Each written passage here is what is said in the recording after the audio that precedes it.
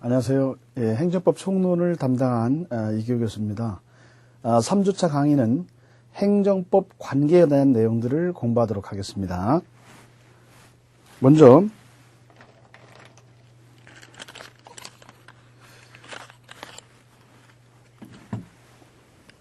행정상의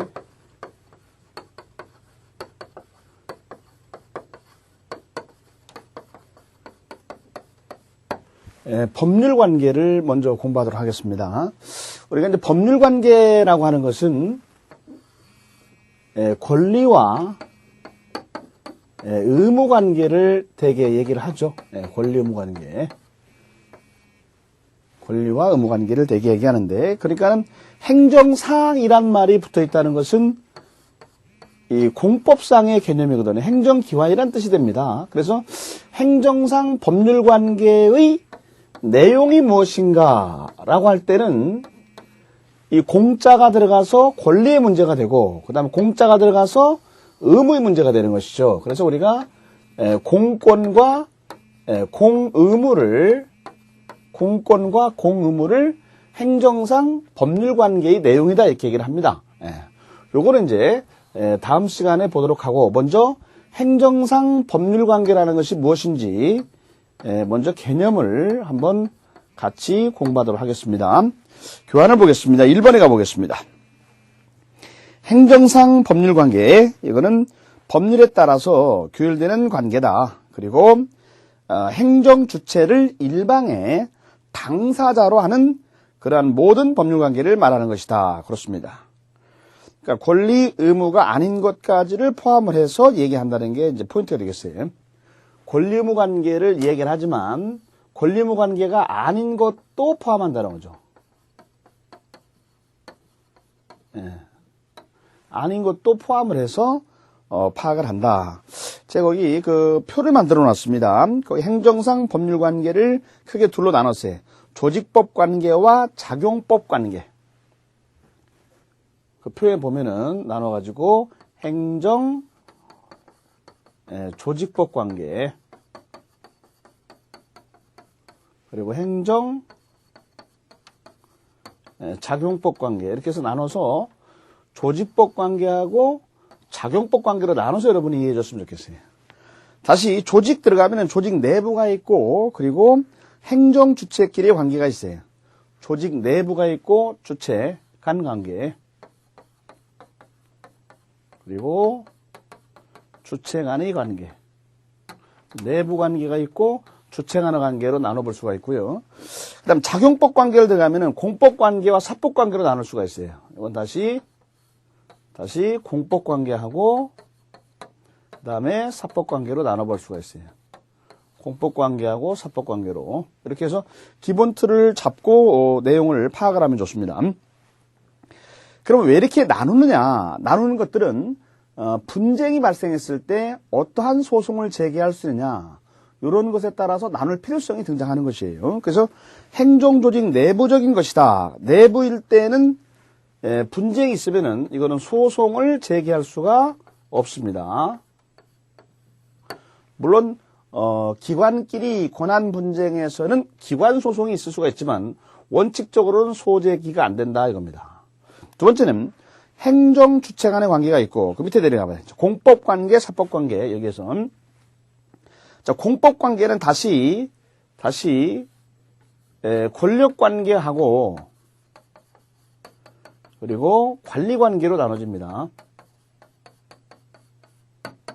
권력 관계와 관리 관계로 나눠지고, 우리가 이제 행정기관과 관계라고 할 때는 일반적으로 이제 행정기관에게 우월성을 주는 경우가 많기 때문에 대개는 이제 권력 관계의 경우가 많죠. 그래서 이 권력 관계를 본래적 공법 관계라고 이야기를 합니다. 물론 이제 나중에 이제 공부를 하게 되면은 이 권력 관계는 다시 이제 일반 권력 관계라는 게 있고 또 특별 권력 관계라는 것이 있다. 이제 이런 걸 파악할 수가 있습니다. 자, 여기서는 법적인 분쟁이 생기게 되면 이게 권력 관계의 문제이기 때문에 우월성을 줬다. 따라서 항고 소송의 대상이 됩니다. 항고 소송의 대상이 돼요. 두 번째는 관리 관계는 관리이기 때문에 이건 비권력적인 것이죠. 그래서 이거는 행정소송의 문제로 접근하는 것이 아니고 이거는 민사소송 문제로 접근하죠. 민사소송 문제로 접근하게 됩니다. 그 밑에 이제 그 사법관계입니다. 사법관계는 당연히 어떻게 했어요? 이거는 민사소송 문제로 접근을 해야 되겠죠. 민사소송 문제로 접근한다. 민사소송 문제로. 여기도 물론 이제 행정사법이라 그래가지고 사법관계지만은 행정 목적과 관련될 때가 있습니다. 그럴 때는 이제 예외를 둘 수가 있지만 원칙적으로는 민사소송으로 제기한다. 이렇게 얘기할 수가 있습니다. 그래서 기본 틀을 딱 잡으셔가지고 조직법 관계와 작용법 관계, 조직법 관계는 다시 내부 관계, 그리고 행정 주체 간의 관계 이렇게 나누시고, 그 다음에 작용법 관계는 다시 공법 관계냐 사법 관계냐, 그다음 공법 관계는 권력 관계냐 관리 관계냐, 그 다음에 사법 관계는 협의사법이냐 행정사법이냐 이렇게 나눌 수가 있거든요. 그래서 여기 이제 권력 관계를 빼고 요쪽을 이렇게 쭉 보게 되면은 이게 바로 이제 비권력적이다 이렇게 얘기할 수 있어요. 비권력. 그러니까 비권력이니까 요거는 이제 그 민사소송 문제로 접근하는구나 이렇게 이해할 수가 있거든요. 자, 그러면 기본적인 윤곽을 잡았습니다. 그러면 이제 하나씩 들어가서 두 번째를 가보겠어요. 먼저 행정조직법 관계부터 공부를 해봅니다. 거기 1번 가보겠습니다. 조직 내부 관계가 나오죠. 그럼 행정조직 내부는 대등한 길이의 관계가 있고 상하관계가 있습니다. 그래서 대등한 행정청의 관계에서는 서로 간에 어떤 일이 있으면 서로 협의를 할 거예요. 상의할 겁니다. 협의가 있고 또 때에 따라 사무를 위탁하는 경우가 생길 것입니다. 또 반면에 상하관청인 경우는 이거는 이렇게 했으면 좋겠습니다 라고 하면서 권한을 위임을 한다든가 또는 상급청이 하급청을 지휘하고 감독을 할 것이에요. 그래서 지휘감독관계, 권한위임 관계, 이런 것들은 상하관청 관계고 대등할 때는 협의나 또는 사무의 위탁을 하게 된다. 이렇게 이해하시면 됩니다. 그리고 이제 행정주체 간의 관계, 여기 행정주체 간의 관계에서는 국가의 지방자치단체에 대한 인가 허가에 있어서 국가가 감독하는 감독관계가 있고 지방자치단체 사무관에 있어서 협의나 사무 위탁 이런 것들이 있을 수 있습니다. 그 다음에 작용법 관계, 아까 얘기한 대로 공법 관계와 사법 관계로 나눴죠. 먼저 공법 관계, 자, 권력 관계가 있습니다. 다음 페이지 가보시면은 이 권력 관계는 행정 주체에게 공익이라는 차원에서 우월성을 인정을 합니다. 따라서 특수성을 인정을 하죠. 공정력이라든가 확정력이라든가 또는 자력 집행성을 인정을 합니다. 권력 관계에서는 공정력, 확정력, 또 자력 집행성 이런 것을 인정을 합니다. 여기서는 그리고 이렇게 우월성을 인정하기 때문에 행정소송의 대상이 되는데 그때 행정소송은 분쟁 때 항고소송을 할 수 있도록 허용을 한다는 얘기입니다. 항고소송. 그러니까 전체 내용들을 이 그림을 그려놓은 상태에서 살을 붙였다가 살을 뗐다가 이렇게 이해하시면은 내용 파악이 좀 정확할 수가 있어요. 계속해서 이제 관리관계입니다. 관리관계는 전례적이다. 쭉 내려온 것에서 이루어지는 것이다. 그렇습니다. 이거는 본래가 아니고 전례적이다. 그렇습니다. 전례적인 공법관계라고 얘기할 수 있어요. 관리, 예를 들면 철도라든가 또 우편이라든가 수도라든가 이런 공공사업, 학교라든가 또는 병원이라든가 이런 공공시설 이런 것들을 경영하는 관계를 우리가 관리관계라고 얘기할 수가 있습니다. 여기서는 법적인 분쟁이 있게 되면은 비권력적이기 때문에 민사소송으로 갑니다. 민사소송으로 가게 돼 있어요. 민사소송. 다만 이런 관리관계의 경우도 공익목적 달성에 필요한 한도 범위 내에서는 공공성이라는 차원에서 공법상의 제한을 받게 됩니다. 그래서 그 공법적인 규율을 받는 그런 범위에서의 법적 분쟁은 당사자 소송으로 가게 돼 있다는 것이죠. 공법 문제가 된다는 것입니다. 그러니까 원칙적으로 민사소송, 그 다음 예외적으로 공공성 차원에서 규율이 될 때는 그때는 당사자 소송, 행정소송에서 당사자 소송으로 간다는 뜻입니다. 그 다음에 사법관계죠. 사법관계. 사법관계. 우리가 국고관계라고도 얘기합니다. 국고관계. 국고관계라고도 얘기하는데요. 여기는 행정상의 어떤 그 행정사법 관계가 있고, 그 다음 협의사법 관계가 있는데, 협의사법 관계는 분쟁이 있으면 뭐 들어간다고 그랬어요? 민사소송으로 간다는 얘기죠. 예, 이거는 사경제적 작용이기 때문에 행정주체가 사인과 동등한 그런 지위에서 법률행위가 이루어진다라고 생각하시면 됩니다. 예를 들면은 행정기관하고 사인하고 공사 도급 계약을 한다라든가 또는 국공유 재산에 대해서 매각을 한다라든가 이런 것들이 있죠. 공매 들어보셨죠? 공매. 그 공개 매각이죠. 공매. 그 공매를 보면은 자산관리공사에서 하는 공매가 있고 또는 지방자치단체라든가 이런 데서 공매하는 경우도 있습니다. 예, 그때 자치단체가 공개 매각을 한다. 이런 것은 어떤 사법관계의 문제다. 이렇게 볼 수가 있는 거예요. 그래서 문제가 생기면은 민사소송 문제가 됩니다. 그 다음에 행정사법이라고 하는 것은 사법 문제이긴 하지만 행정이란 말이 들어가 있기 때문에 행정 목적을 수행하는 경우에서의 사법 문제를 얘기합니다. 그러니까는 행정 목적 수행이라는 것이 있기 때문에 이때는 공법 원리가 적용되는 경우다. 이렇게 얘기할 수가 있어요. 예를 들어서 온수사업이라든가 우편 전신 전화라든가 또는 오물 쓰레기 처리 사업 문제라든가 이런 문제들이 여기에 해당되는 사항이 되겠습니다. 자, 계속해서 그 표를 보면은 제가 판례에 나와 있는 내용들 또 시험에 자주 나오는 내용들을 쭉 묶어서 제가 정리를 해놨습니다. 한번 보겠습니다. 박스를 봅니다. 먼저 공법관계라고 되어 있는데요. 거기 3번을 가봅니다. 행정재산의 사용 허가 그렇습니다. 예. 행정재산을 사용하도록 허가하는 것은 공법관계라는 얘기죠. 3번에. 국가 소유 재산의 사용료를 부과하는 처분 이런 것들 말이죠. 또 5번을 가봅니다.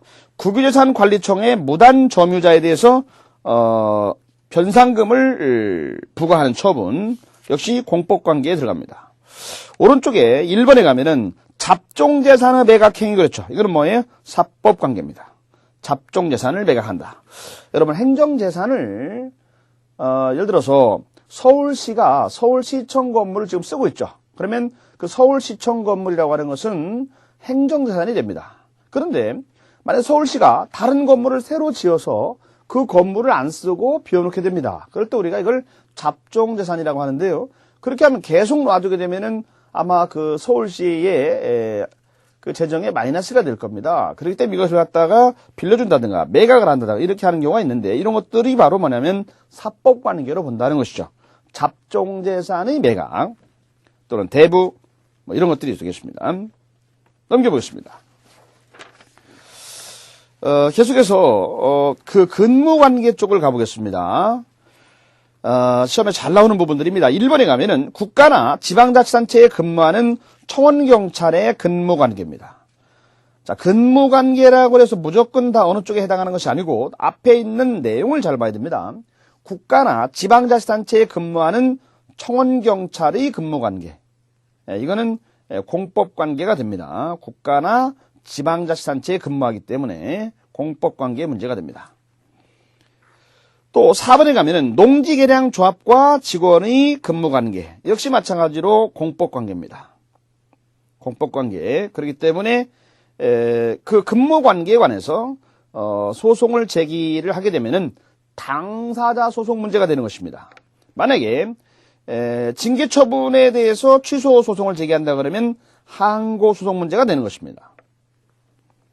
다음에 7번 내려가면은 국공립도서관의 이용관계가 있습니다. 이번에는 오른쪽에 사법관계를 가보겠습니다. 서울시 지하철공사 그리고 임직원이 근무하는 관계. 요거는 공법이 아니고 사법관계입니다. 서울 지하철공사에 근무한다. 공사하고 임직원의 근무관계. 이거는 사법관계의 문제가 돼요. 또 4번 내려갑니다. 의료보험조합 직원의 근무관계. 이거는 뭐예요? 사법관계입니다. 그럼 여러분은 좀 고민에 빠지게 됩니다. 농지개량조합 직원과 근무관계는 공법관계고 의료보험조합 직원의 근무관계는 사법관계다. 조합직원 같은 국어의 그 말인데 왜 이게 서로 다를까 하면서 궁금증이 나타나게 됩니다. 그래서 여러분 인터넷 들어가 보면은 그 질문들을 많이 올려놨는데 답변글이 없어요. 그런데 그거는 그래서 그런 게 아니고 그 차이점은 양자가 이 다른 것은 관련 근거법 때문에 그렇습니다.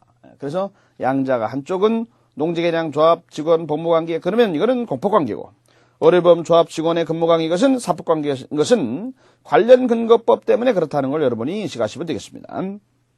그 다음에 사립대학교의 학위 수여 사립대학교 총장이 이 박사학위를 수여한다. 이런 것들은 공무수탁사인의 입장에서의 개념으로 이해를 하기 때문에 공법관계의 문제다. 이런 얘기죠.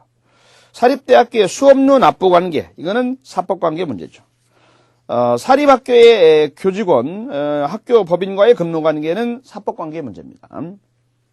그 다음에 계약직 지방 공무원이 있습니다. 계약직 공무원들이 요즘 많이 있습니다.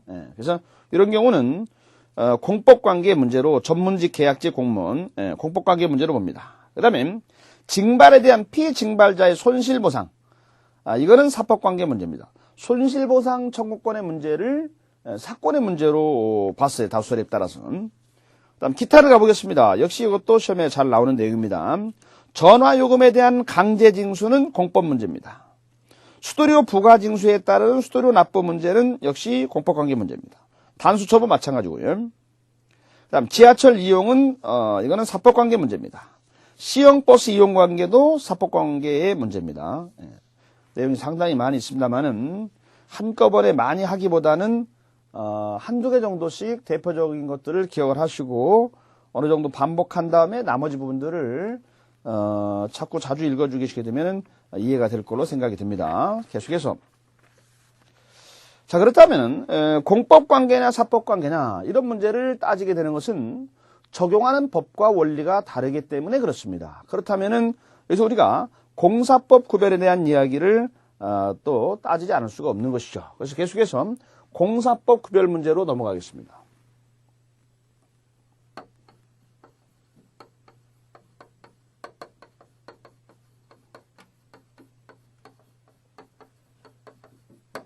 공법과 사법의 구별이다. 그렇습니다. 공법, 사법을 우리가 구별할 필요가 있겠는가 이런 문제입니다. 그래서 이거는 먼저 필요성에 대한 얘기가 등장을 해야 될 것이고 두 번째는 구별에 대해서 긍정적인 입장도 있을 것이고 또는 이것을 인정하지 않으려는 부정적인 입장이 있을 겁니다. 그래서 이런 그 나름대로 견해를 한번 우리가 볼 필요가 있지 않겠느냐 이런 얘기입니다. 계속해서 가보면은요. 먼저 구별에 대한 필요성 문제보다 먼저 학설을 먼저 거기는 정리해놨습니다만은 학설을 먼저 보겠습니다. 그러면 학설 구별 긍정설의 입장이 나옵니다. 구별을 어떻게 볼 것인가. 긍정을 하지만 구별하려면 뭐가 필요하죠? 기준이 있겠죠. 그래서 기준을 뭐로 잡을 것이냐. 그래서 공익을 보호한다. 그러면 이거는 공법이다. 사익을 보호한다. 그러면 사법이다. 이익설이 있어요. 또 주체가 누구냐? 그 다음에는 귀속. 누구한테 법적 효과가 귀속하느냐. 또 성격이 대등하느냐 아니면 상하관계냐. 이런 얘기죠. 또는 정책인 생활관계냐 개인적 생활관계냐. 이렇게 해서 한번 나눠보자는 것이 긍정설의 입장이에요. 그래서 긍정설에는 다시 공익을 보호하느냐 사익을 보호하느냐 그런 이익설이라든가 또는 주체가 누구냐 주체설이라든가 누구한테 귀속하느냐 귀속설이라든가 성격을 가지고 따지다 성질설이라든가 또 정적인 생활관계냐 아니면 개인적 생활관계냐 생활관계설이라든가 뭐 이런 것들이 여기에서 견해가 대립되고 있습니다. 그런데 이걸 획일적으로 말할 수가 없죠. 그렇기 때문에 이걸 종합적으로 따져볼 문제다. 그래서 국가적이고 또 지배적, 윤리적, 타율적, 공익적 그럴 때는 공법이고 또 개인적, 평등적, 경제적, 자율적 그럴 때는 사법이고 이렇게 보자는 것입니다. 그래서 긍정설의 입장을 취하되 결론적으로 다수설의 입장에서는 여러 가지를 같이 따져보자. 복수 기준설이죠. 긍정설 중에서도 무슨 설이라고요? 복수 기준설. 종합적으로 보자는 얘기죠. 자, 이번에는 공사법을 구별한다는 것은 의미가 없다. 부정설의 입장입니다. 부정설. 여러분 공법도 법이고 사법도 법이고 전부 다 뭐예요? 법자로 끝납니다. 다 같은 법률 관계라는 것이죠. 그렇다면은 굳이 공사법을 구별할 필요가 있겠는가? 이렇게 보는 것이 부정설의 입장인데요. 거기에서는 대개 이제 영미법, 영미법계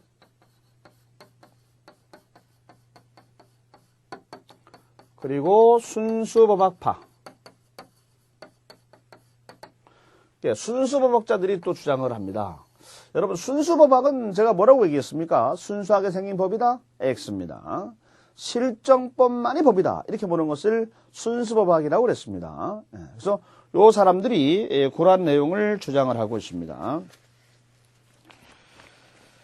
그래서 켈젠이라든가 메르켈 이런 사람들이 그렇게 주장을 하고 있어요. 자, 그러면 이제 계속해서 학설을 봤고요. 다시 필요성을 가보겠습니다.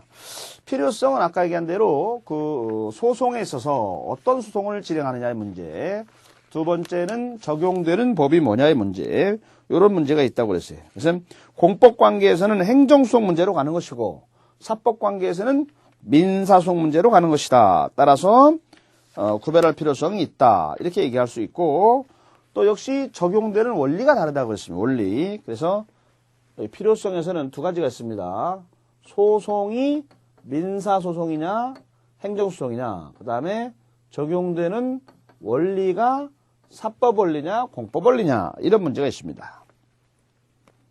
자, 그러면 이제 우리가 필요성과 구별에 대한 견해를 봤고요. 세 번째는 그렇다면 그 기준을 한번 보자. 우리 실제 이제 찾아가 보면은 어떤 현상이 있느냐. 그러면 법에 어떤 명문 규정이 여기 복수기준설에 근거를 했을 때 명문 규정에서 뭐 행정상, 뭐 손해배상, 손실보상이라든가 법조문에서 행정상, 손실보상이라든가 손해배상이라든가 또는 행정벌이라든가 뭐 이런 얘기들이 법의 명문 규정에 있다 이거예요. 그렇게 되면 이거는 이런 것들은 이제 공법이다라고 보는 게 맞다는 것이죠. 그래서 이렇게 보면 되고, 만약에 명문 규정이 없다라고 할 때는 이거는 사법관계의 개념으로 접근해야 될 텐데, 만약에 그 속에서 공공복리 실현 목적 개념이 있다라고 할 때는 그때는 이제 공법관계로도 볼 수 있다. 원칙적으로는 명문 규정에 손실보상 또는 행정상 손해배상 또는 행정벌이라든가 또 행정상의 강제집행이라든가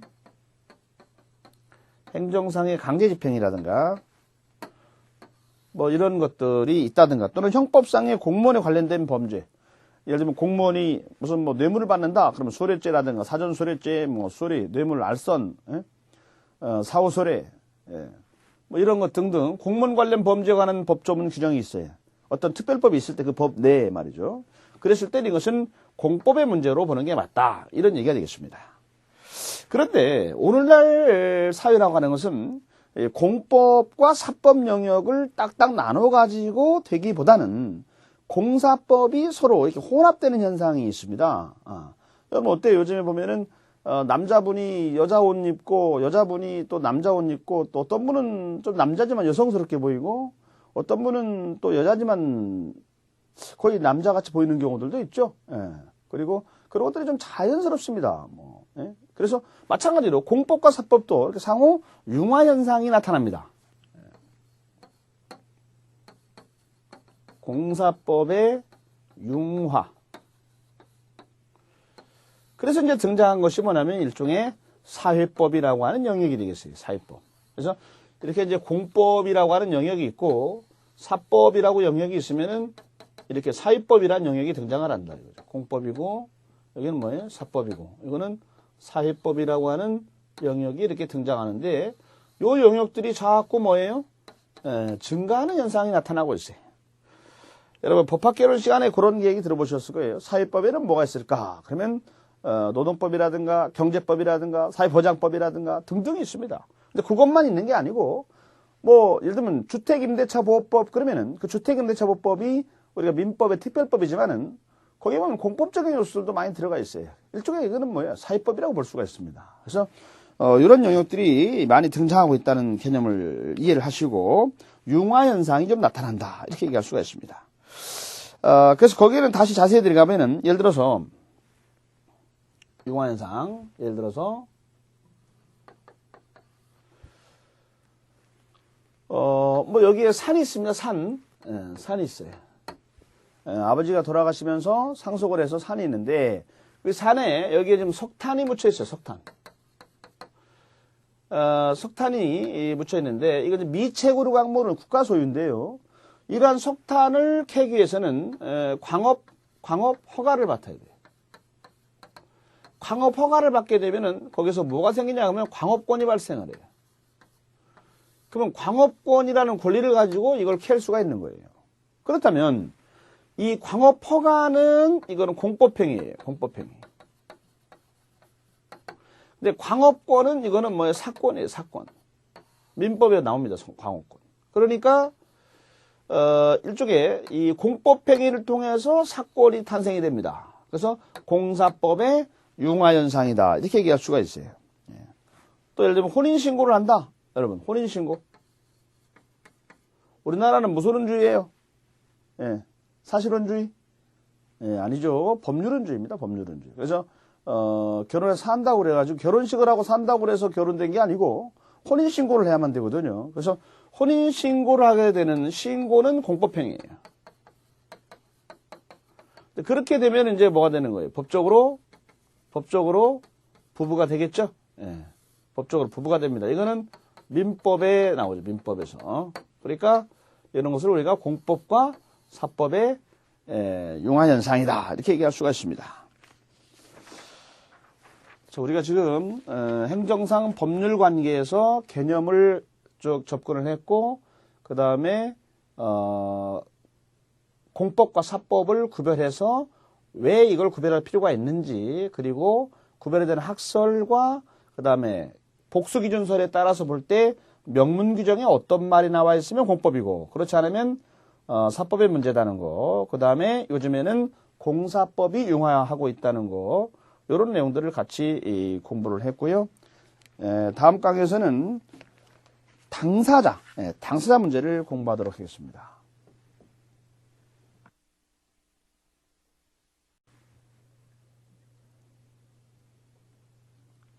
계속해서 행정법 관계의 당사자를 공부하도록 하겠습니다.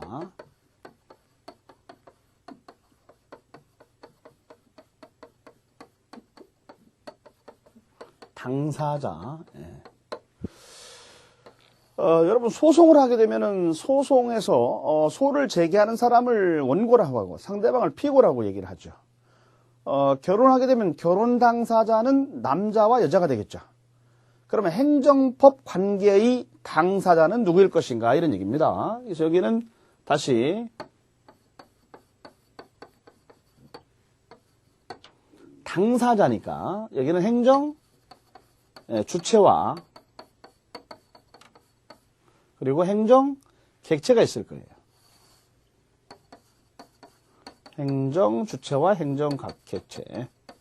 주체가 있으면 그 다음 뭐가 있어요? 객체가 있을 겁니다. 행정 주체. 그래서 행정 주체에는 다시 국가, 그 다음에 공공단체, 그 다음에 공무수탁 사인이 있습니다. 공무를 위임받은 개인을 얘기하고 있습니다. 그리고 행정 객체는 사인을 얘기합니다. 사인. 사인. 그러니까 사인이란 말은 죽은 원인이다 그런 뜻이 아니고 이거는 개인과 사법인을 얘기하는 거죠.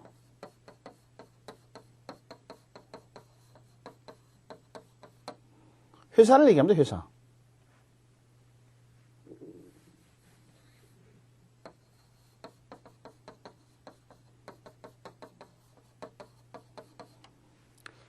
그래서 사인을 얘기하는데 여기서 예외적으로 공공단체도 국가에 대해서는 객체가 됩니다.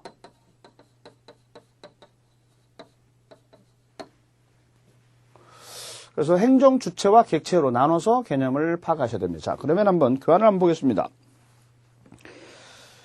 그러면 행정주체에 가보겠습니다. 국가, 공공단체, 공무수탁 사안이 있다는 개념을 파악하시고요. 거기 보면은 행정주체의 종류를 가봅니다. 국가, 국가. 국가는 당연히 독립된 법인격으로서의 원래적인 행정주체가 되는 것이죠. 물론 대통령이 정점이 있습니다.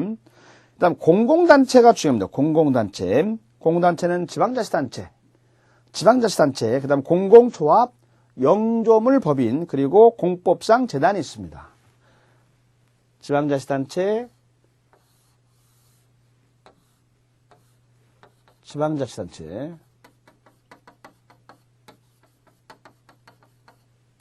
공공조합, 영조물 법인, 그다음에 공법상의 재단이 있습니다. 여기가 중요합니다. 자, 공공단체는 지방자치단체가 지방자치단체. 지방자치단체는 물론 다시 기초자치단체가 있고 그 다음에 광역자치단체가 있어요. 기초자치단체, 그 다음에 광역자치단체. 기초는 시군구를 얘기하는 거죠. 여긴 특광도,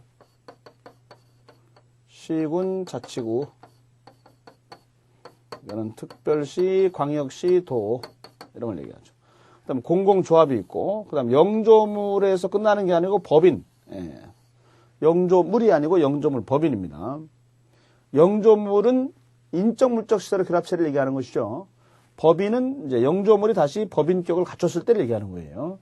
그 다음에 공법상 재단, KRI 같은데 연구재단 있죠?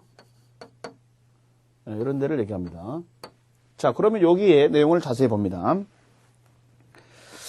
거기 보면 공공단체입니다. 공공단체. 먼저 지방자치단체가 있습니다. 거기는 이제 그 보통이 있고, 그 다음에 특별히 있죠. 보통이 있고, 특별히 있고, 그 보통 속에는 지금 얘기한 대로 광역이 있고, 기초가 있고요.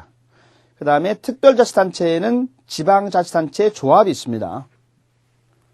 그래서 1번, 이거는 보통이고, 그 다음에 여기 2번, 여기는 특별히 있고, 특별에는 지방자치단체 조합,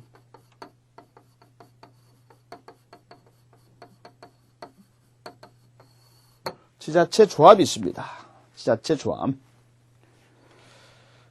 그러니까는 지방자치단체끼리 서로 어떤 사무를 공동으로 하려고 설립하는 그런 조합을 말합니다. 지자체 조합을 얘기합니다. 그러니까 행정협의회하고 달라요. 행정협의하고 다르고 이거는 그 사무 공동 처리를 위한 그 의무적 설립이기 때문에 협의회 개념하고 달라요. 협의회는 여기에 주체적 개념이 아니죠. 그 다음에 공공조합이 있습니다. 공공조합 중요합니다. 공공조합. 공공조합에는 재개발조합이라든가 농지개량조합이라든가 주택재건축 정비사업조합이라든가 그죠? 상공회소, 그다음 변호사회, 약사회, 의료보험조합 이런 것들이 있습니다. 그다음 영조물법인을 가보겠어요. 영조물법인은 영조물은 인적 물적 시설의 종합체라고 그랬는데요. 거기에 법인이란 말이 들어가니까 등기가 돼서 법인격이 있다는 얘기가 되겠습니다.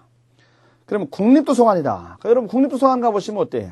거기 시설이 있고 거기 근무하는 분들이 계십니다.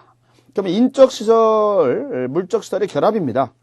그런데 그 영조물은 법인격이 독립된 건 아니거든요. 그래서 여기는 인적, 물적시설의 결합 플러스 법인격도 독립적으로 있어야 되기 때문에 그래서 국립도서관, 그럼 국립도서관에 해당이 안 됩니다. 자, 그거 조심하셔야 되고요. KBS라든가 한국은행이라든가 적십자병원 이런 것들은 해당이 됩니다. 한국은행, KBS, 적십자병원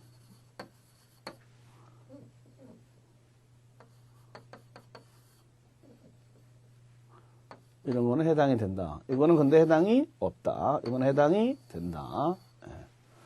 시험에 잘 나오는 것만 제가 예를 들어 놨습니다. 또 시군에서 운영하는 어떤 병원도 법인의 경우는 영조물 법인이 됩니다. 그런 것도 질문이 많이 올라와 있어요. 그 그 다음에 국립대학교, 그러면 국립대학교는 역시 시설이 있고 그 안에 근무자들이 있습니다. 그럼 영조물이죠. 근데 영조물 법인일까 이거예요. 그래서 여기서 이제 국립대학교 문제가 나올 수가 있는데요. 국립대학교, 그러면 그 국립대학교는 영조물이지만 영조물 법인은 아니라는 것입니다. 그러나 거기에는 또 예외가 있습니다. 예, 서울대학교는 또 별도의 법인이 됩니다. 그래서 서울대학교는 O입니다. 또 울산과학기술대가 있죠. 예, 여기는 또 O가 됩니다. 그래서 요 두 가지는 특별법에 따라서 법인격이 부여됐고 일반적인 국립대학교는 X라는 것을 주의하셔야 됩니다. 계속해서 공법상 재단입니다. 아까 얘기하는 KRI, 한국연구재단이 있습니다. 그리고 한국학중앙연구원,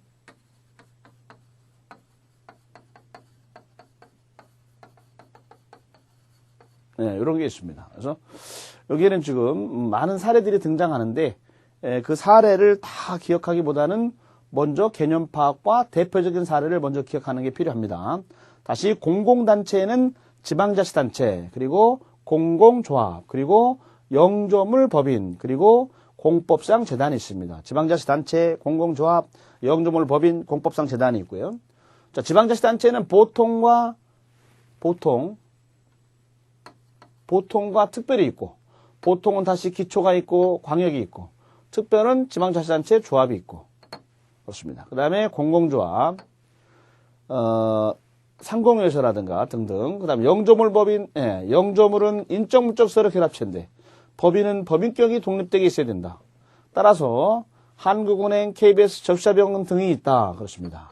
그러나 국립수사관은 법인격이 독립되지 않으니까 X가 되고 국립대학교도 역시 법인격 독립이 없어서 X가 된다. 그러나 서울대학교와 울산과학기술대학은 독립된 법인격이 있기 때문에 이거는 주체가 인정이 된다 이겁니다. 그 다음에 공법상 재단은 한국학중앙연구원하고 KRI 연구재단이 있다 이렇게 얘기할 수 있습니다. 그 다음에 계속해서 공모수탁 사인을 가봅니다. 원래는 사인은 객체입니다. 사인은 객체인데 공모수탁 사인은 공모를 위임받은 개인이죠.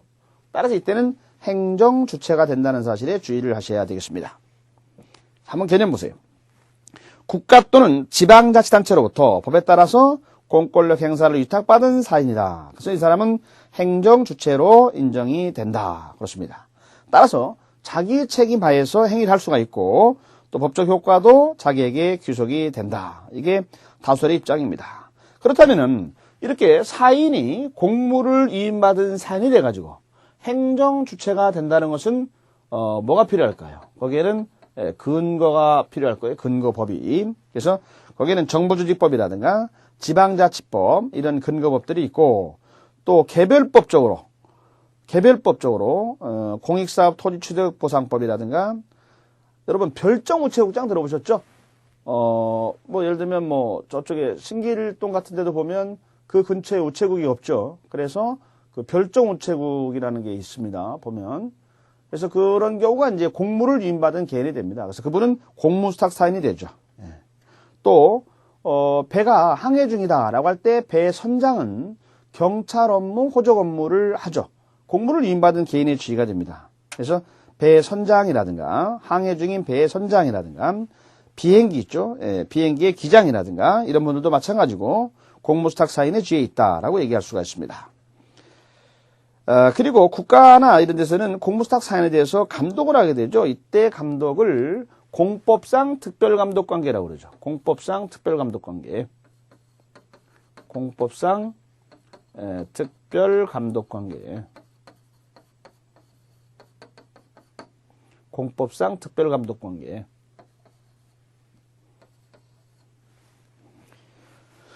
계속해서 권한은 뭐가 있느냐. 그럼 공무를 위임받은 개인입니다. 그렇기 때문에 위임을 받은 사람이기 때문에 행정주체가 됩니다. 따라서 행정행위를 할 수가 있고요.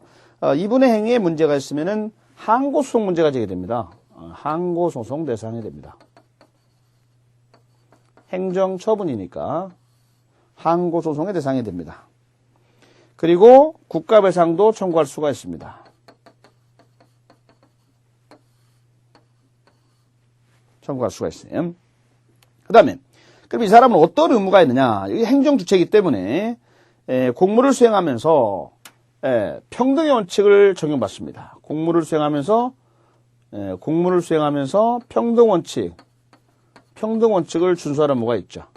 여러분 우리 앞에서 공부할 때 행정법의 원리라는 걸 공부했었는데요. 거기서 보면은 일반 원리 그런 말이 있었습니다. 평등의 원칙, 비례 원칙, 뭐 실효성실, 신의성실, 뭐 신뢰보호 원칙, 부당결부 금지 원칙 그런 것들이 있었는데요. 그 평등 원칙이죠. 평등 원칙이라는 것은 법 적용의 평등, 법 앞의 평등. 평등 원칙 하나의 내용으로서 자기 구속의 법리 뭐 그런 것들이 있었는데요. 그런 것들을 준수하는 의무가 있다는 얘기가 되겠습니다. 그리고 만약 이것을 위반했다라고 하면 어떻게 할 것인가? 그렇습니다. 여기에는 금전적인 어떤 페널티가 주어지고요. 때에 따라서는 공무를 위임한 것을 취소할 수도 있습니다. 그래서 별정우체국에 대해서 그 취소를 할 수가 있다는 얘기죠. 계속해서 행정주체에 이어서 객체로 가보겠습니다. 객체 그러면은 사인입니다. 사인은 개인이라든가 또는 회사 같은 사법인을 얘기하고 있습니다.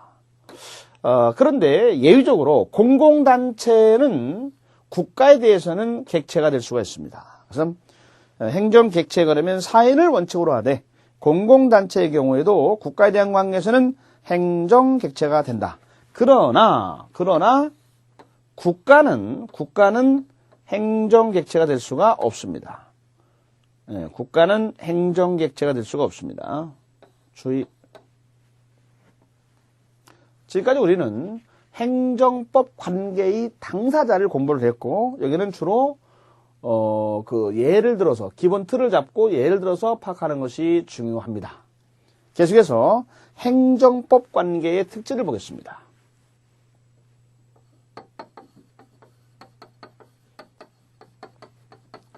행정법 관계의 특질.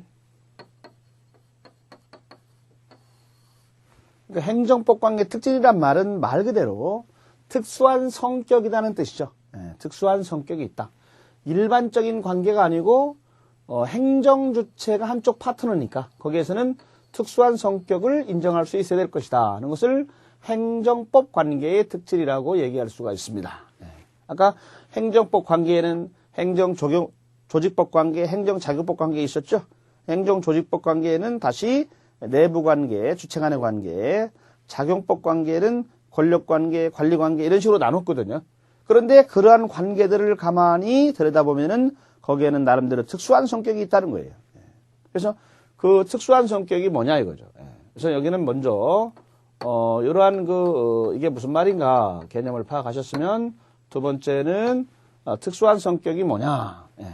물론 이런 것들은 법에 맞아야 되겠다. 그래서 맞아야 됐다는 말을 법적합성이라고 그러죠. 그리고 자 무효가 아니면 일단은 유효한 걸로 추정을 받습니다. 우리가 공정력이라고 그러죠. 공정력. 또 다른 말로는 예선적 효력이라고 그래요. 예선적 효력. 그리고 또 어느 정도 계속해서 이렇게 쭉 갑니다. 쭉 간다. 존속력, 확정력이 있어요. 확정력. 여기서는 다시 형식적으로 확정하는 경우가 있고 실적 확정력이 있습니다. 형식적 확정력을 우리가 다른 말로 불가쟁력이라고 그래요. 이의제기를 한다. 그럼 이의제기 기간이 지나면은 다툴 수 없다. 이런 걸 얘기하는 것이고 또 불가변력, 실질적 확정력을 얘기하죠. 요런 것들은 문제 핵심이 뭐냐 그러면은 행정기관 자체도 못 바꾼다. 그런 것을 불가변력이라고 그래요. 불가쟁력은 이의신청하는 기간이 있다. 그러면 이의신청 기간 내에 이의를 제기할 수가 있어요. 그럼 기간 끝나면 못 다툰다. 그런 것은 불가쟁력인데 이때는 그 행정객체가 못 다툰다는 얘기지. 행정기관에서는 직권 취소할 수가 있단 말이에요. 그러나 불가변력이 발생하면은 행정주체도 못 바꾼다는 얘기죠. 그래서 이 개념을 구분하셔야 돼요. 그래서 여기에는 다시 법적합성의 문제, 그 다음에 공정력의 문제, 세 번째는 확정력의 문제, 그 다음에 네 번째는 강제력,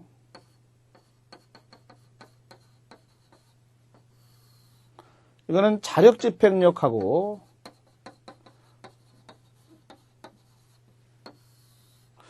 뭐가 건축물이다, 뭐가 간판이 있다, 철거하도록 했습니다. 그래도 철거를 하지 않습니다. 그러면 행정기관이 대신해서 집행한다. 자력집행력이 있어요. 우리가 일반적으로는 자력집행력이 없고 타력집행력, 법원에 소송을 제기해서 집달관에 따른 강제집행이 이루어집니다만은 행정기관에게는 공익우선성에 따라서 자력집행성을 인정을 합니다.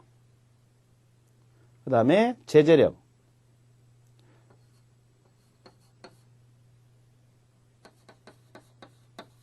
제재력이 있어요. 제재력.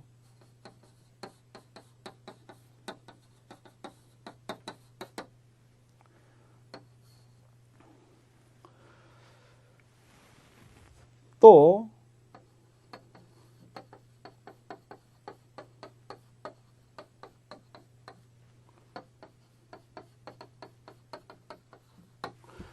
권리 의무의 특수성이 있어요. 여러분이 누구한테 친구한테 돈을 10만 원을 꿔줬습니다. 그러면은 여러분은 채권자가 되는 것이고 여러분은 채무자가 될 수는 없는 것이죠.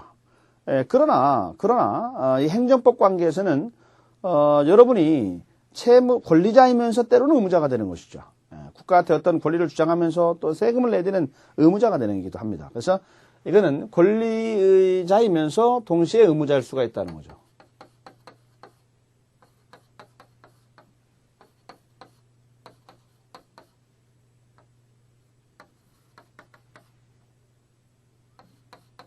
그러한 특성이 있다는 거죠. 또한 권리구제에도 또 나름대로 특수성이 있습니다. 권리구제의 특수성. 예를 들어서 뭐 행정상의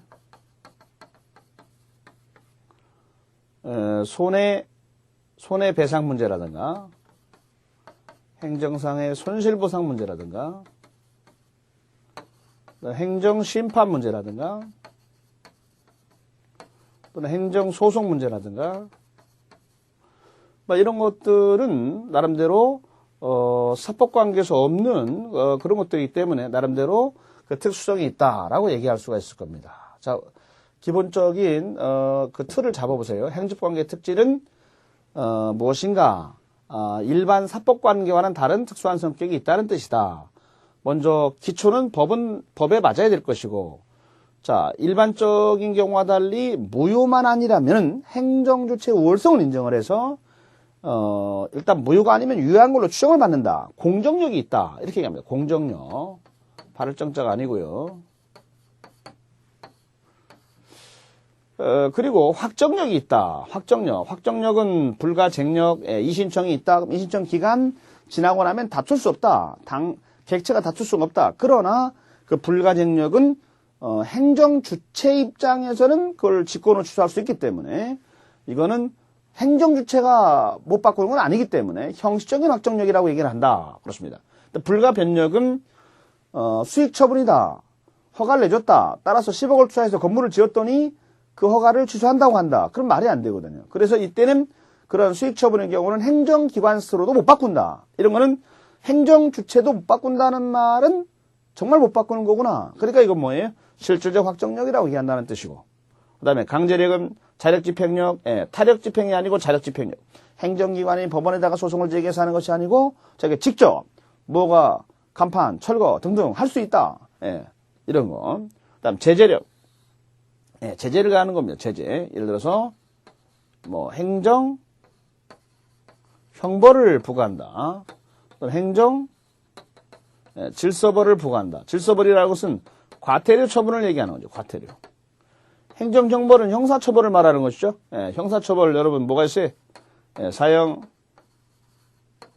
징역, 금고, 자격상실, 자격정지, 벌금, 구류, 과료, 몰수 뭐 이런 것들이 있는데 이런 형사처벌을 또 부과할 수 있는 면이 있다. 주로 대개 이제 징역 문제를 하고 벌금 많이 부과를 하고요. 과태료는 이제 질서벌, 질서사범이라고 그러죠. 이렇게 그 제재를 또 할 수가 있다. 그 다음에 권리 의무 속성은 일반적으로 사법 관계에서는 권리면 권리고 의무면 의무가 되는데 여기서는 예외적으로 권리가 동시에 의무일 수 있다. 권리자이면서 했는데 의무자이기도 하다. 그 다음 권리 구제 문제에 있어서 행정상 손해배상 문제라든가 손실보상 문제라든가 행정심판이라든가 행정소송 같은 특수한 그런 제도가 있다. 이런 얘기가 되겠어요. 자, 그러면은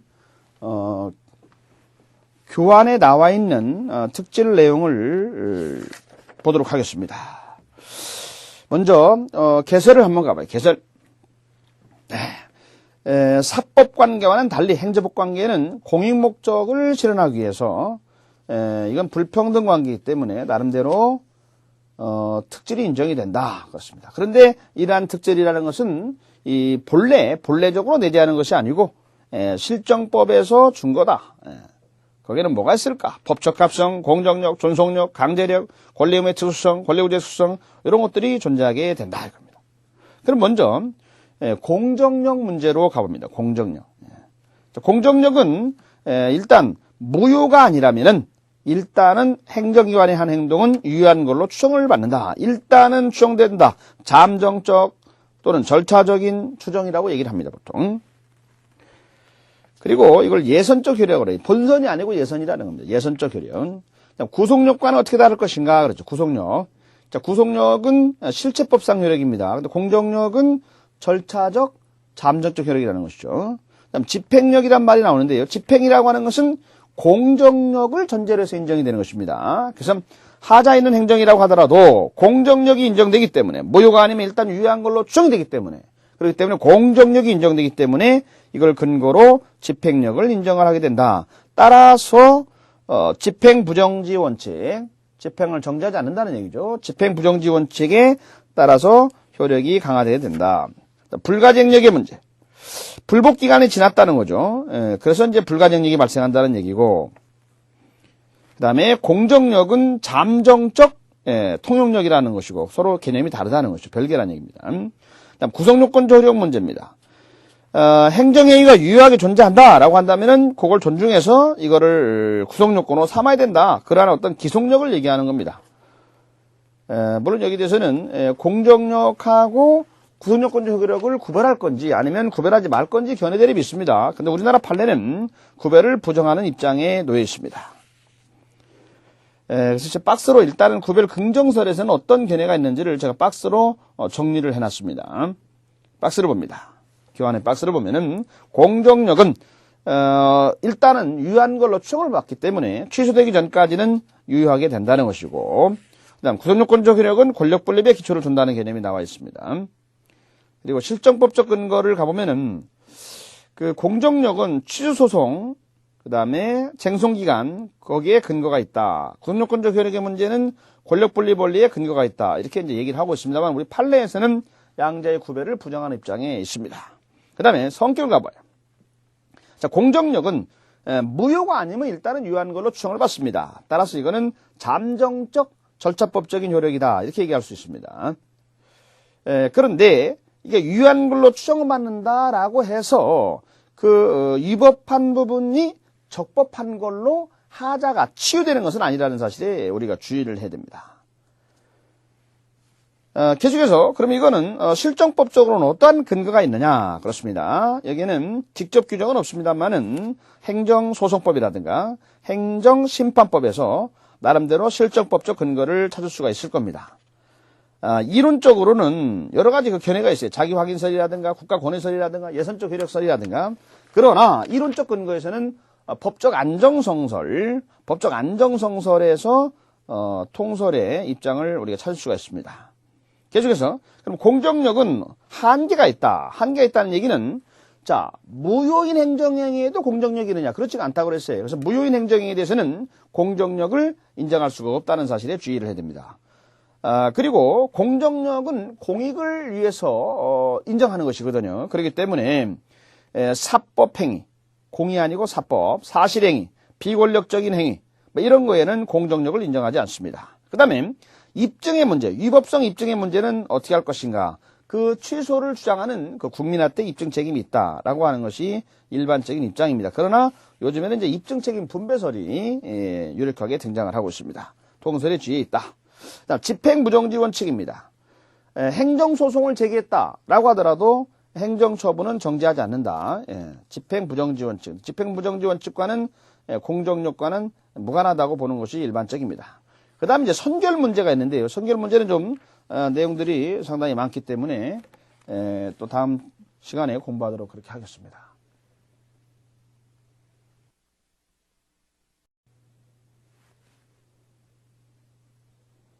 계속해서 보면은 선결 문제의 문제입니다.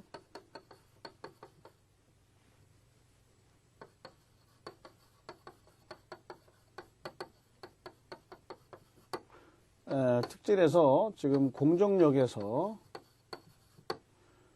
선결 문제.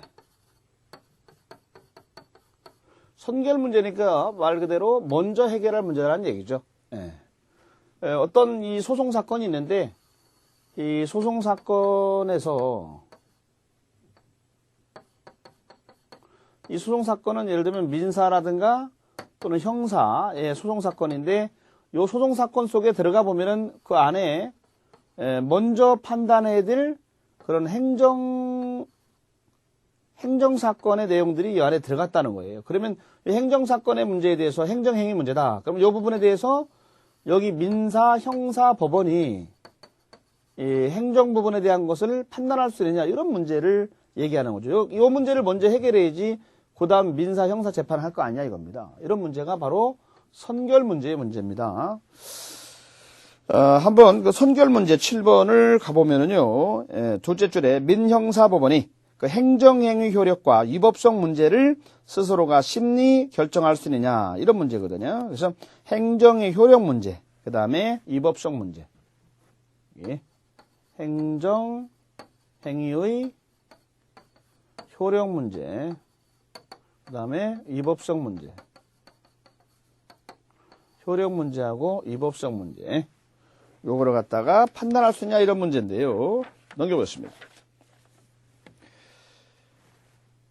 여기서는 효력 문제에서는요. 효력 문제에서는 행정행위 효력이 무효다. 그럴 때는 판단할 수가 있다는 입장이죠. 그런데 취소다라고 할 때는 이게 견해대립이 나타납니다. 그래서 무효하고 취소를 나눠야 됩니다. 그래서 무효일 때는 판단할 수 있다는 게 이견이 없습니다. 근데 취소일 때는 판단할 수 있냐의 문제에서는 여러 가지로 나눠서 판단을 해봐야 되는데요. 먼저 민사 사건의 문제를 가봅니다. 민사. 예를 들면은 하자 있는 조세부가 처분이 있습니다. 그래서 그 조세부가 처분을 받고 세금을 다 냈다 이겁니다. 그 다음에 그 더 낸 부분에 대해서 부당이득 반환 청구 소송을 제기했습니다. 그러면은 그 민사법원에서 그 조세부가 처분의 하자가 취소사유이다. 그럴 때 이걸 판단할 수 있냐 이겁니다. 그럴 때는 요 민사법원에서는 요걸 갖다가 판단할 수가 없다는 입장이죠. 두 번째는 이제 위법성 문제입니다. 위법성 문제. 자, 위법성 문제에 대해서는 이거는 판단할 수 있다는 입장을 기본적으로 가지고 있습니다. 입장 있다. 위법성 문제가 봐요. 손해배상 청구 소송에서 위법성의 선결 문제가 이루어졌다라고 할 때는 어떻게 할 것인가? 그것도 여기 닷새 줄 내려가 보면은 판단할 수 있다. 그렇습니다. 그다음 형사 문제로 가봐. 형사. 그러면 이제 이건 민사법원 문제를 얘기했고, 그 다음에 이어서 형사법원의 문제. 형사법원의 문제란 얘기는 행정행위에 위반한 것이 형사사건의 범죄가 됐을 때를 얘기하는 겁니다. 그럴 때 행정의 효력의 문제하고 위법성 여부 문제를 가지고 얘기하는데 행정의 효력 문제에서 역시 무효일 때는 판단할 수 있고 취소일 때는 판단할 수가 없다는 입장입니다. 형사도 마찬가지로. 그 다음 위법성 문제에 대해서는 형사도 마찬가지로 판단할 수 있다는 얘기입니다. 그래서 결론적으로 얘기하면은 민형사법원은 소송사건에서 민사사건, 형사사건에서 그 내용 속에 들어가 보면은 선결 문제로서 행정행위에 관련된 내용이 있다라고 할 때는 효력 문제에서 무효일 때는 민사법원, 형사법원이 그 행정의 부분을 효력을 판단할 수가 있는 것이고, 만약에 그 행정의 효력이 취소사유다라고 할 때는 그 민사나 형사법원이 판단할 수 없다는 것을 이해하시고요. 그 다음에 위법성 문제에서는 행정행위의 위반 행위가 범죄가 된다라고 할 때 그 위법성 문제의 판단 문제는 민사법원, 형사법원이 다 같이 판단할 수 있다는 입장이죠. 이렇게 해서 내용이 상당히 중요하고 어렵습니다만은 이렇게 하면은 개념이 정확하게 파악이 될 수가 있습니다. 자, 계속해서 공정력에 이어서 확정력을 가봅니다. 확정력은 형식적 확정력, 그 다음에 실질적 확정력 나눠서 형식적 확정력을 다른 말로 불가, 쟁력, 다투는 것이 불가하다 이거예요. 그 다음에 실적 확정력을 불가, 변력, 바꾸는 게 안 된다 이 말이죠. 그래서 이렇게 두 가지로 나눠서 기억을 하시면 되겠어요. 그래서 일단은 유의하게 성립하게 되면은 행정행위를 존속하게 된다. 그렇기 때문에 존속한다는 얘기입니다. 존속. 그죠? 기간 지나서 못 다투니까 존속한다. 행정 주체도 못 바꾸니까 존속한다. 그렇기 때문에 존속한다는 얘기이기 때문에 이걸 다른 말로 존속력이라고 해도 같은 말이 됩니다. 존속력. 먼저 불가쟁력을 보겠습니다. 불가쟁력. 기간이 다 끝나가지고 못 다툰다. 쟁송수단을 다 거쳐서 못 다툰다. 두 가지가 나와 있죠. 그렇습니다. 그리고 이제 통체행위 같은 것은 쟁송수단을 인정하지 않기 때문에 그때 행정의 성립 효력 발생 당시부터 바로 불가쟁력이 발생한다는 것이고 그렇습니다. 그러면 이렇게 불가쟁력이 발생한 행정에 대해서는 요걸 갖다가 더 이상 다툴 수가 없는데 요걸 쟁송을 제기하면 어떻게 될 것인가? 기간이 끝나는데 그럴 때는 각하 요건 결여가 되니까 각하 문제가 된다 이거죠. 근데 불가쟁력 발생이 됐다고 그래가지고 하자가 치유되는 건 아니라고 그랬죠. 하자 치유된 것은 아니다. 아니다. 하자 치유된 것은 아니다. 기억을 하셔야 되고요.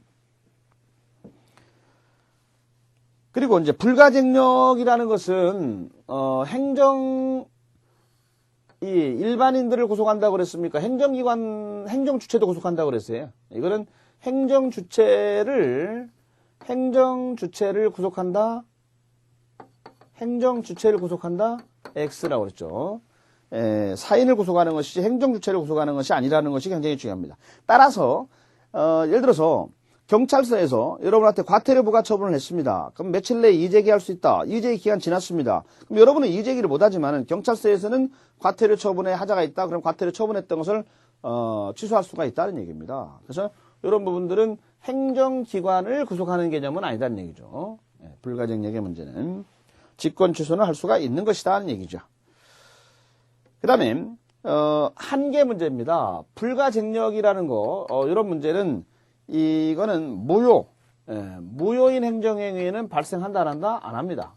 무효인 행정행위는 발생할 수가 없죠. 무효인 행정행위는 발생을 하지 않습니다. 한계 두 번째 내려가 봅니다. 자, 법규명령은 행정소송 대상이 될 수 없기 때문에 불가쟁력이 적용될 수가 없고요. 그러나 법규 자체의 처분성이 인정되는 처분법규 경우에는 이거는 불가쟁력에 적용을 받습니다. 자, 불가쟁력은 기간 지나서 이의제기는 못한다는 뜻입니다. 그러나 그것이 기판력의 개념하고 같은 건 아니죠. 기판력이라는 것은 일사부재를 의미하죠. 그거와는 같은 개념이 아니고요. 계속해서 자, 그러면은 어떠한 것을 처분을 받고 거기에서 이의제기를 해야 되는데 이의제기 기간이 지나가지고 불가쟁력이 발생했습니다. 그러면 다시 이제 이의제기를 못할 거 아니겠어요? 그러면은 그랬을 때는 그 거부 처분에 대해서 다시 한번 신청을 하고 다시 거부 처분을 받게 되면은 새로 이루어진 거부 처분을 가지고 취소송을 제기하면은 된다는 이런 것도 참고로 한번 기억을 하시면 되겠어요. 그 다음 불가 변력의 문제. 불가 변력의 문제는 변력, 행정기관도 못 바꾼다는 얘기죠. 자, 불가 변력의 문제는 행정기관도 못 바꾼다. 근데 여기서 이의제기를 할 수 있는, 이의를 할 수 있는 기간 내일 경우가 있고, 이의제기를 할 수 있는 기간 외의 경우가 있고, 그렇습니다. 이의제기 기간 내일 때는 불가 변력은 발생하지만 이의제기는 할 수가 있죠. 불가 쟁력은 발생하지 않고.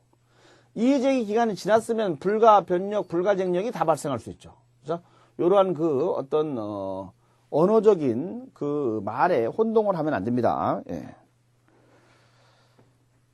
자, 이거는 불가 변력의 경우는 이거는 행정행위 성격에 따라서 인정되는 것이 수익 처분이다. 허가를 내줬다. 10억을 투자해서 건물을 지었다. 허가를 취소한다고 한다. 말이 안 된다. 10억 투자해서 했는데, 예, 이건 성격의 문제거든. 수익 처분이라는 성격. 그렇기 때문에 여기 대해서는 명문의 근거 규정이 없더라도 불가 변력은 인정이 된다는 것에 주의를 하셔야 됩니다. 이런 것들은 법적 안정성이라는 것이 가장 중요한 그 본질적인 내용이 되겠어요. 그럼 불가 변력이 인정되는 경우는 모든 경우가 아니고, 예, 준사법적 행정이 행정심판의 재결이라든가 징계위원회 징계 결정이라든가 또는 소청심사위원회 결정이라든가 국가배상심의 배상 결정이라든가 이런 경우가 되겠습니다. 또 확인행위, 교과서 검정, 발명특허, 실용신안특허, 당선인 결정, 국가시험 합격자의 결정 이런 것들은 불가 변력이 발생하죠. 도로구역의 결정, 수익 처분, 예, 이익을 주는 처분들이 있죠. 아까 인허가 허가를 해줬다 하든가 이런 것들은 신뢰보호 차원에서 인정을 합니다. 그래서 준사법적 행정이 행정심판의 재결, 징계 의결, 배상 결정 이런 거, 확인행위, 그 다음에 수익 처분 같은 게 있습니다. 그 다음에 위반 효과가 봐요. 위반 효과. 그러면 위반하면 어떻게 되느냐 이런 얘기입니다. 행정청이 불가 변력에 위반되는 행위를 했어요. 이거는 행정청이 불가 변력에 위반했습니다.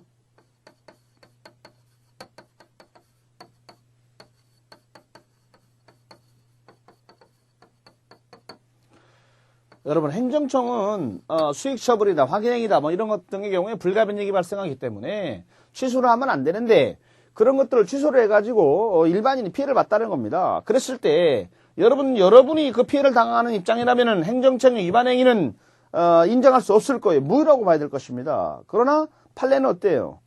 예, 판례는 자기 일이 아니죠? 그러니까 판례에서는 위반에 대해서는 취소설의 입장입니다.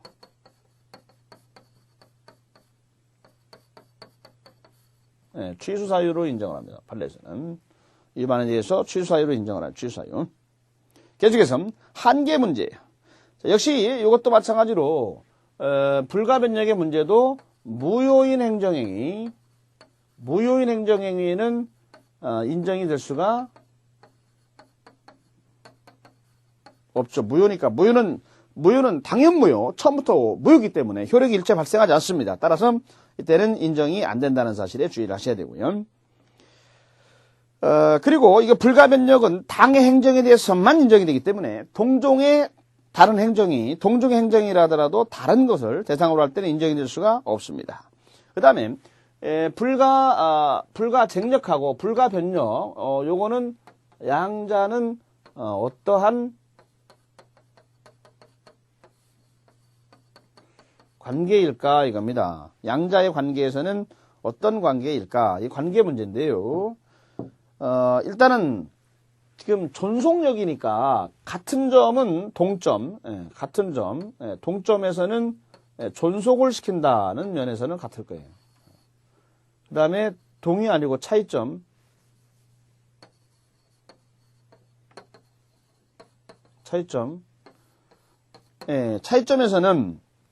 차이점에서는 서로 간에 이거는 독립적인 성격으로 봐야 될 것이다. 차이점. 그래서 이거는 존속시킨다는 면은 같지만은 양자는 독립적인 측면으로 보는 것이 맞다 이런 얘기입니다. 아까 얘기한 대로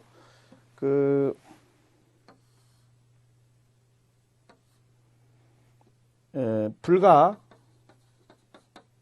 쟁력하고 그 다음에 불가 변력하고 나눴잖아요. 그래서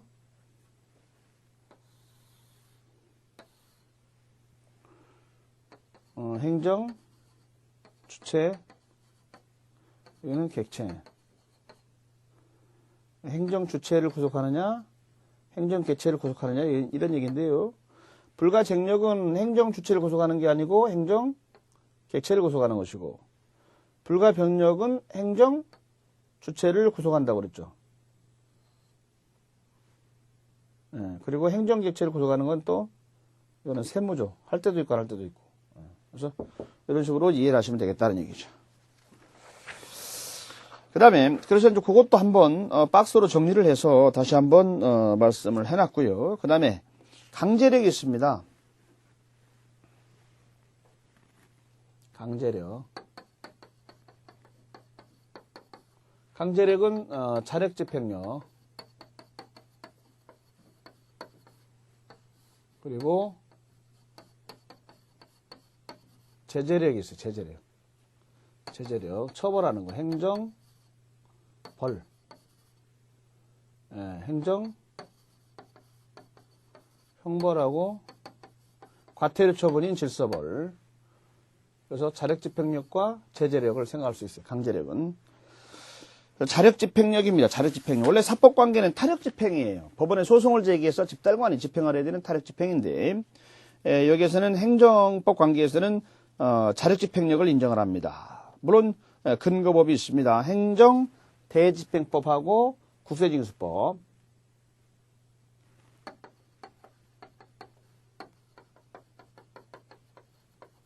집행법하고 국세징수법. 이런 법이 이 자력집행에 있어서 대집행의 어떤 근거 법률이라고 얘기할 수 있습니다. 그 다음에 그 자기의무, 대신할 수 있는 자기의무, 그죠? 또 급부 의무를 부과하는 하명, 이거에 대해서 인정을 합니다. 집행력인 행정이 강제력을. 그다음 제재력은 형벌하고 질서벌 둘로 나눠가지고 행정형벌, 행정형벌. 여기에는 행정벌에는 행정형벌과 행정질서벌, 과태료가 있다고 그랬어요. 형사처벌, 형사처벌, 과태료. 전부 다 죄형법정지 원칙이 적용되죠.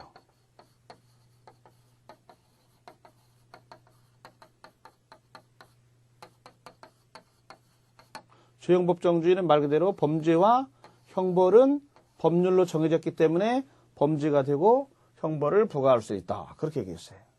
형사처벌, 그 다음에 과태료. 그래서 행정형벌은 이제 형법, 형사소송법, 이런 것들이 이제 적용이 되고요. 과태료는 질서위반행위 규제법.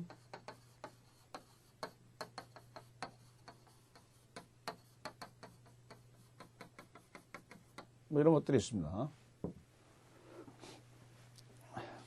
그 다음에 권리 의무의 특수성 문제입니다. 행정법 관계에서 개인의 권리라고 하는 것은 공익적 견지에서 인정이 되는 것이다. 그렇습니다. 그렇기 때문에 권리가 동시에 의무라고 하는 성격이 있다. 그렇습니다. 그 다음에 권리 구제를 가면은 행정상 손해전보, 행정상 손해배상 문제하고 손실보상 문제가 있다고 그랬어요. 그래서 그 행정상 손해배상 문제, 아까 여기서는 권리, 의무의 특수성, 권리, 구제의 특수성, 지금 얘기하고 있어요. 구제, 손실보상, 행정상 손해배상 문제. 그다음 행정쟁송 문제에 있어서는 예외를 또 인정을 한다. 그렇습니다. 행정심판법하고 행정소송법 같은 게 있어가지고 그렇다. 예를 들면 사정판결이다. 그럼 사정판결은 사법에는 없는 것입니다. 그러나 공법에서는 인정이 된다. 다시 얘기하면은 공익을 위해서 그 사람의 주장이 타당하다 하더라도 안 받아들일 수도 있다는 얘기입니다. 자, 다시 한번 정리를 해서 박스로 만들었습니다. 먼저 행정법의 특성이냐, 행정법 관계의 특성이냐, 이걸 구분하셔야 돼요. 비슷한 말처럼 보이지만은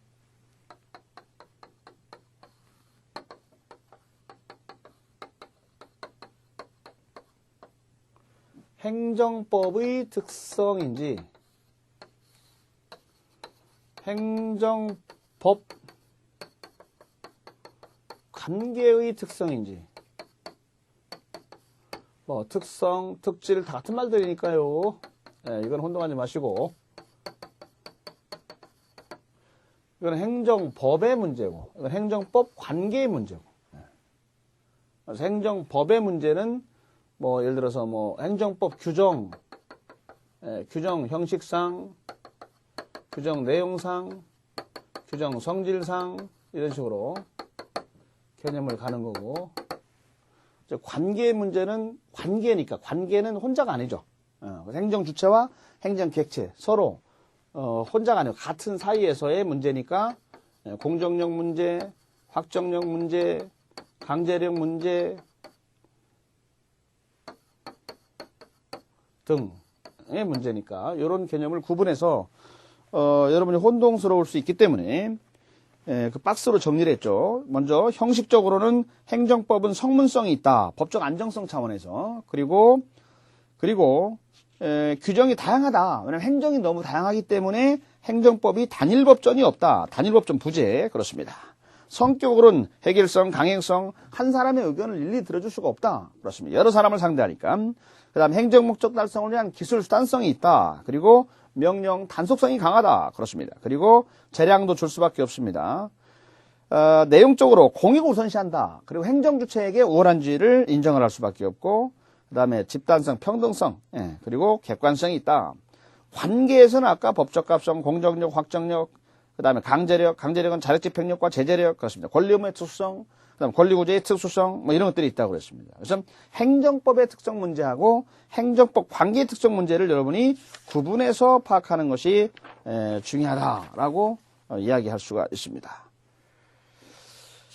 계속해서 그 행정법 관계의 내용의 문제인데,